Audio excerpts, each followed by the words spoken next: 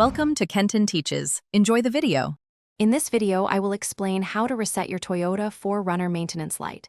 First, turn your ignition to the on position, but do not start the engine.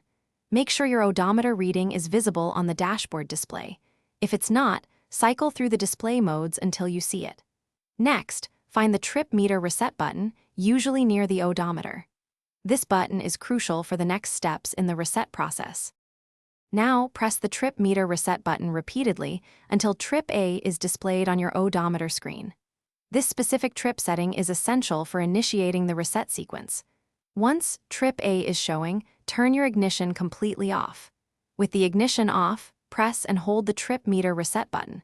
While still holding the button, turn the ignition back to the on position. Keep holding the trip meter reset button.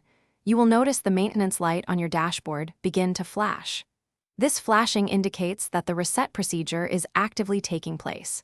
Continue to hold the button firmly until the maintenance light stops flashing and then disappears completely from your display.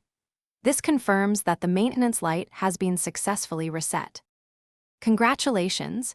Your Toyota 4Runner's maintenance light should now be off, indicating a successful reset. This straightforward process helps you clear the reminder after your oil change or service. Remember, performing regular maintenance keeps your vehicle running smoothly. For more helpful tips and resources, check the description below. You'll find a link to the new Kindle Paperwhite and other great deals there. Thanks for watching. Please subscribe if this video was helpful.